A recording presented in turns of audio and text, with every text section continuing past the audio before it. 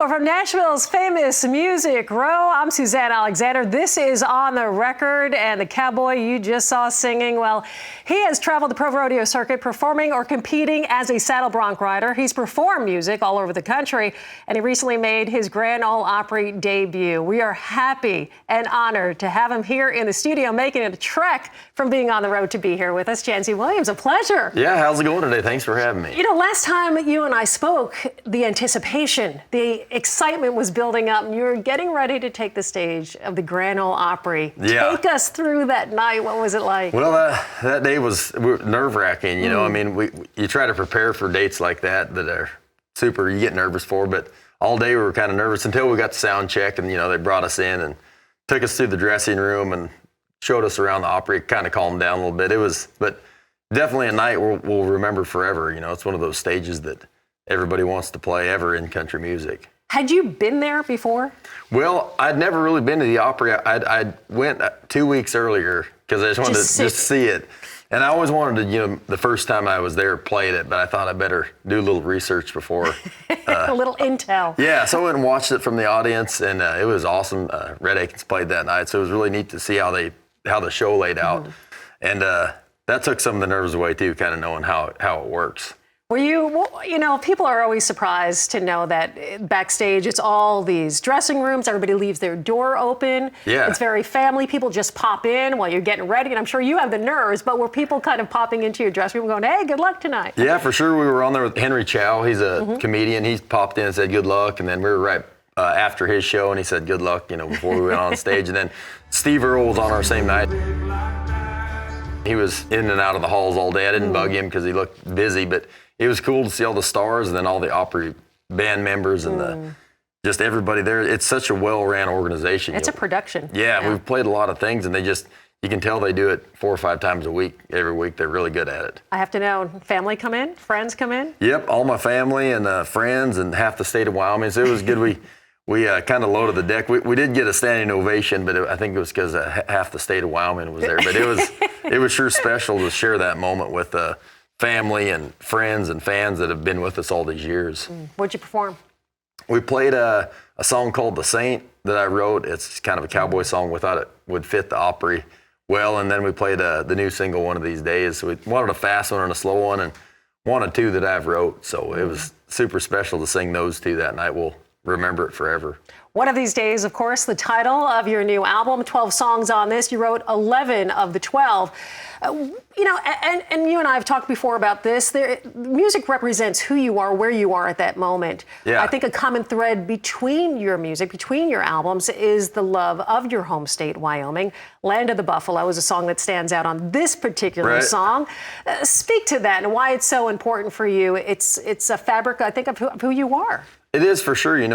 I write songs that fit the Western way of life and rodeo and ranching. So, that's what I know the most about. So it's hard for me to write songs about anything different. I feel like a lot of artists can kind of sing whatever they want if they're not honed in on exactly who they are. And that's no dig on anybody, but I'm a ranch kid from Wyoming. I know a lot about that. So I try to write songs that ranchers, when they're feeding, will listen to and love. And they're like, oh, that hits home. Or a rodeo cowboy traveling to the next rodeo will listen to and be like, wow, I have the lingo of being a cowboy and being a rancher. So that's just typically what comes out when we write. I love this. And I have to ask you this question because it just seems now, because of certain TV streaming shows that we're watching online, like Yellowstone, that the cowboy culture and having a cowboy sing country music, right? That's a no-brainer. It's who you are. It's what you do. You've been making music since, 2008 as far as a recording artist.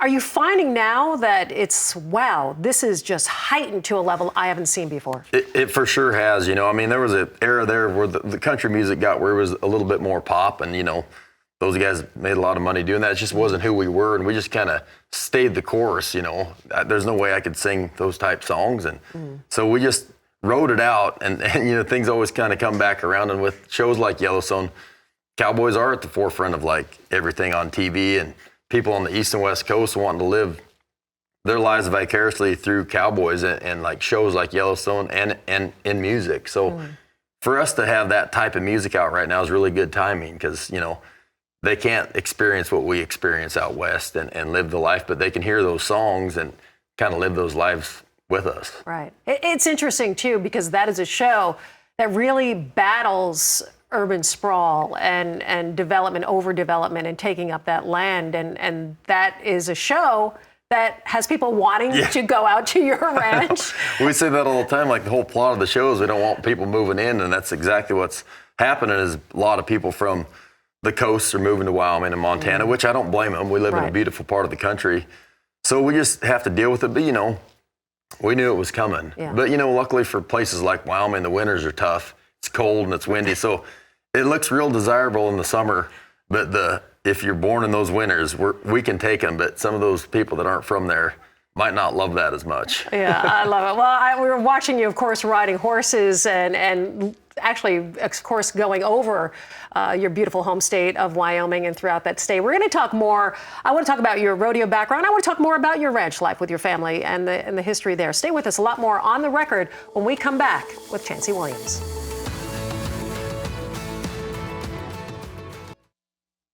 Welcome back to On the Record. I'm Suzanne Alexander in the studio with Chancey Williams. His latest album is called One of These Days. And as we talked before commercial break, a Wyoming native, very proud of being from Wyoming, that is. And your family, really rich heritage in the cowboy lifestyle.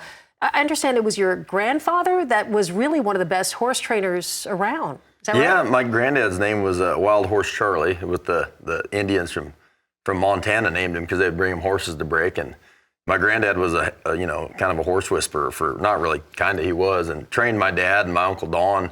They're just, in my opinion, the best horsemen out there. Everybody has their own way, but grew up watching those guys. And yeah, my parents bought our ranch in 1985, and Dad was just a ranch hand for another rancher there, and Mom was a school teacher. And so they started with nothing, and I always tell their success story. There's a lot of ranches out there that you either inherit or you have oil or coal or gas up in our country. And Dad's one of very few ranchers that just made it ranching with strictly ranching. We don't have any of that stuff. No inheritance, no coal, oil, or gas, or self-made. Just hard work, and thank God Mom taught school to help get by. But they earned it the hard way, which was super respectful, and that kind of taught us, me and my brothers, how to work.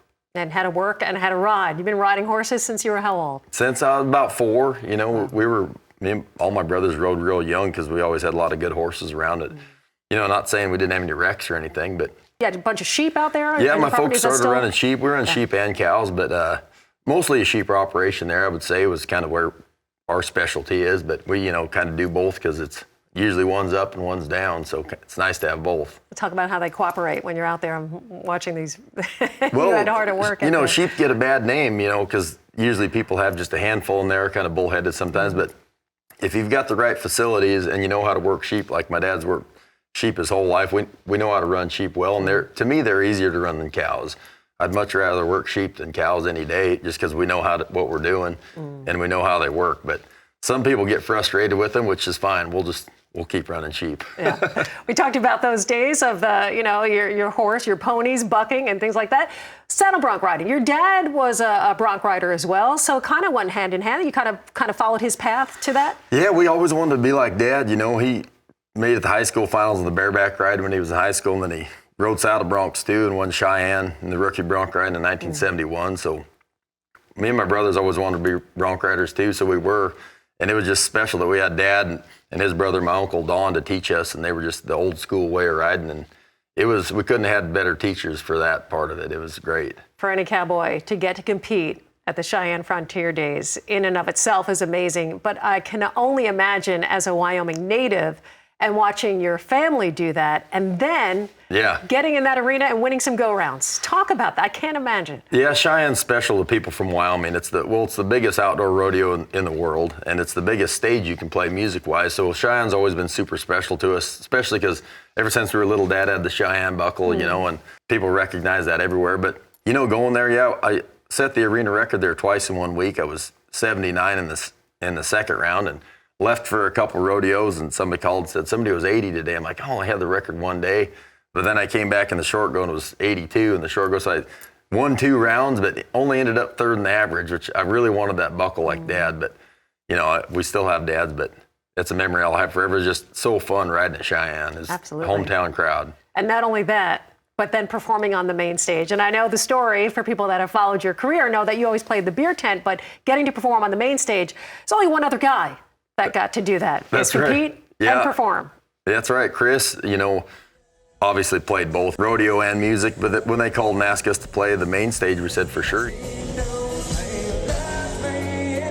Looking back on those days when I was getting ready to nod in the chute, looking out there thinking, man, someday I'll play out there on the main stage. I'd have never dreamt that. This is something that I don't know if a lot of people know. You're probably the most educated cowboy, most educated country music singer. How many, what is about 20 degrees? Yeah, how many? Well, technically, I think I got 4 degrees. I just really liked college. I went to college to rodeo, so I went to Casper College. You had to pick a degree. I went there to ride saddle broncs, and so I chose political science and liked it. At the time, liked politics, and got an associate's degree in political science. And I'd had enough classes by the time I'd left. I got a general ag associate's too. And then my 4th year, I went on to the University of Wyoming and rodeoed there my 4th year. And then I stayed. If you make the college finals there, they pay for your 5th year school. So I was like, well, I'll stay. And, my parents obviously wanted me to finish my degree. So stayed and finished my bachelor's degree in political science. And then I remember the day I was talking to my advisor, she's like, well, I think it was about March or April. She said, did you go get majored for your cap and gown? I was like, for what? She's like, well, you graduate in May. And I halfway panicked. I'm like, I'm going to be done with college? Like, You loved it that much? I loved college. I was just good at it, and I liked it. She's like, well, you can go to grad school. I was like, well, tell me more about this grad school stuff. And so next year I signed up for grad school for public administration and loved it. Did it for a year. And then my 2nd year of grad school, I called my parents. I was like, I think I'm just going to take a semester off and play music. And they're like, no, you're not. You've went 6 years. Like, just do one more and be done with it. So thank God they told me to, or I might not have finished. But so then I got a master's in public administration from there. So I just really liked college. Does it come in handy at all? Well, it's good for interviews and storytelling. And, you ever think about running for governor for the state of Wyoming? We've thrown it around. A few people, a lot of people in Wyoming have talked like, you should run for governor someday. I said, yeah, I'd like to start at the local level a little bit first, and I'd like to not be playing music, Right. So definitely going to do music until the time comes where I can't, and then maybe I'll run for governor one of these days. You know what? It's that, we were talking about Yellowstone, Land of the Buffalo, and now maybe a future as Kevin Costner in that series. Yeah, well, maybe. It's Wyoming would be one spot where I wouldn't mind being in politics, the way the world is these days. Yeah. When I started as a freshman in college, I really enjoyed it, but it's getting kind of brutal out there. And but Wyoming's still a pretty safe spot to be in politics. I think I would fit in well. Well, who knows? You heard it here, folks. It could happen. Stay with us. More On the Record with Chancey Williams when we come back.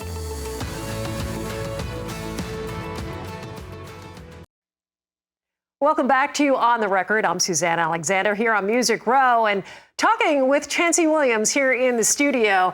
When was it? I found this so fascinating. I guess maybe it was within you going to school that you wound up here in Nashville doing an internship. Was that during the college days? Yeah. So when I finished my master's degree, I had to do an internship. And for public administration, typically you have to go work for a senator or governor or something in government. And I told my department head, I said, I'd really want to pursue music. She said, well, if you find an internship in Nashville, I'll sign off on it, whatever it is. So our history with the Ledoux, I called Will Ledoux, Chris's boy, said, does Chris's manager do internships? And they said, yeah. So it's TK Kimbrell. So I flew down here and interviewed and came down and interned for a year. I mean, I only had to intern a few months, but I stayed a whole year. And they had me at TKO and Show Dog, the label, and learned a lot. It was definitely a big experience coming from Moorcroft, Wyoming to Nashville. It was a pretty big city for me. I was going to ask, and for those who may not know, TK, longtime manager of Toby Keith. Yep. So did you get to spend some time with Toby Keith and see how the business is run? Yeah, for sure. Toby was so great to me, and I ended up being mostly as the intern a driver for Toby. So if he'd fly in, I'd drive him around day and night whenever they needed, and just kind of be on call.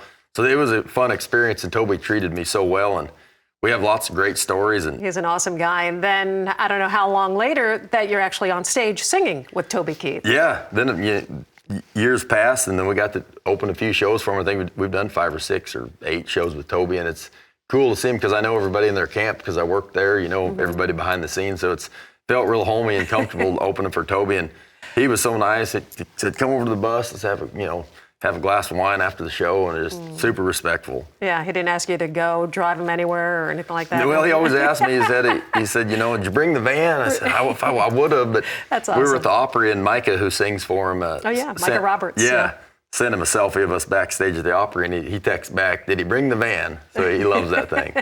I love it. Hanging out with Chancey Williams. One of these days, is the name of the album, 12-song album, and I want to go ahead and play the video for the song, something you shot just south of us here in Tennessee. Yep, shot it down here just because we were in town and kind of had to get it cracked out, so we found a location down there, an old barn in Franklin, and got it shot. It was fun. It was a nice day that day. One of these days. Let's take a look. Here it is, Chancey Williams.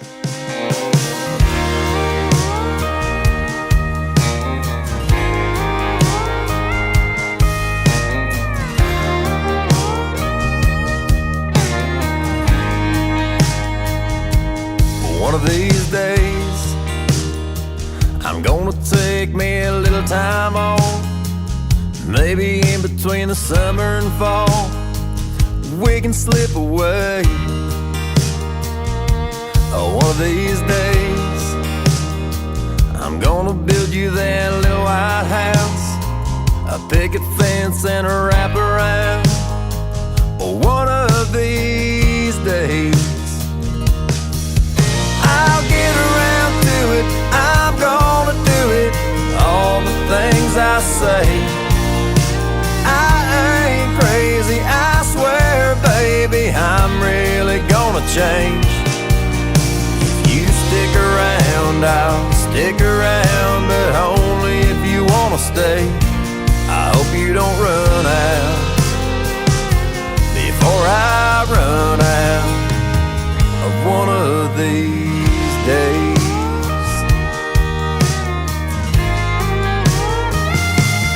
One of these days, we'll see the sunset in California. I'll pull you close, girl, and without warning, I'll get down on a knee. I'll get out of range, put it on your pretty little hand. Swear forever that I'll be your man. One of these days,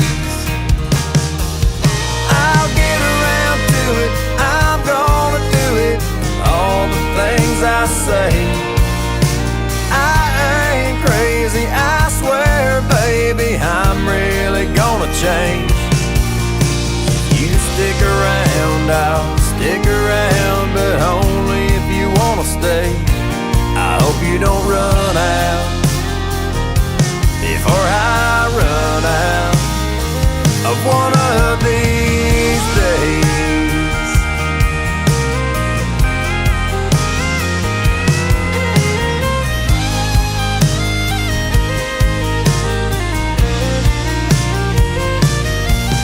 I'll get around to it, I'm gonna do it, all the things I say.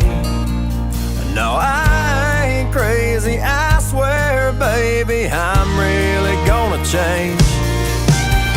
You stick around, I'll stick around, but only if you wanna stay. I hope you don't run out before I run out of one of these days. One of these days.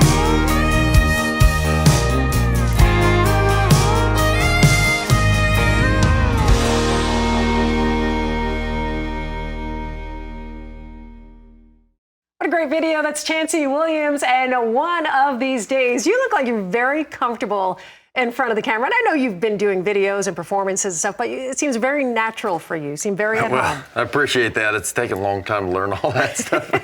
Yes, but yeah, and I had some friends that were shooting it, so it was comfortable to be around. Yeah. Do you ever think about acting, or is that something that you? Yeah, maybe someday. You know, I've always said, you know, they got all these guys on Yellowstone. I'm like, I can actually ride. You know, I was going to say, give me a call. Yeah, absolutely.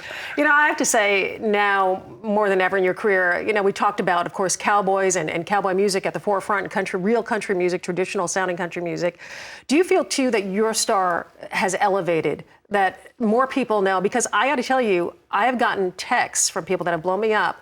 hey, get this guy on your show. And I thought, wow, that's amazing. Yeah, and that's one of the good things with shows like Yellowstone coming out. I mean, it really made it popular and cool again, which, we've always been cowboys, so I always thought it was cool. But, it's really everybody wants to see him and be around him. So it's definitely, timing's everything in every business. So like for us in music, maybe the timing was right. It probably took us all these years to learn our craft of writing and putting shows together and performing and singing. We kind of got all that put together in the past years, and right now, Cowboys are cool, which we're ready for it. So, I mean, the timing is perfect. Putting in the miles, the payoff, watching this audience sing back every word. Yeah, it's definitely time. So it's been a really good year so far, last couple of years. So you've been at it pretty hard and from show to show and just traveling. And I know you're a road dog and you're out there performing at every place you can play. Reba once told me, Reba McEntire said that her father told her, it is about the getting there. Keep that in mind. Yeah. For you? Same. It's all about the chase. I mean, every time we have something neat happen, like the Opry was awesome, but we're like, what's next? What's next cool we can do? Is it Red Rocks or is it, Madison Square Garden? Is it Houston? So I mean, every milestone is really neat and special, but we're never satisfied. And there's all these stages in your career, like we've made it, but you really haven't. You're like, well, what's next? What's next? So the chase is the funnest part, I would say for sure. Everybody, of course, now at home going, what is next? We don't know. We just keep chipping away, and they can't ignore us forever.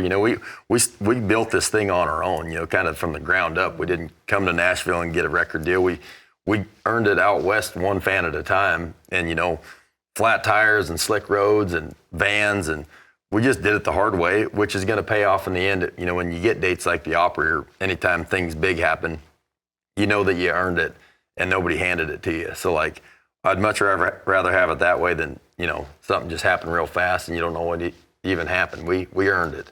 Thank you for making time to come by the studio today. Well, thanks for having me on. I sure appreciate it. I just think the world of you. I'm so excited for all your success and look forward to so many more years to come, and I hope you'll revisit us here. Oh, anytime. Thanks for having me on. Everybody, thank you for tuning in. Chancey Williams, and this has been On the Record.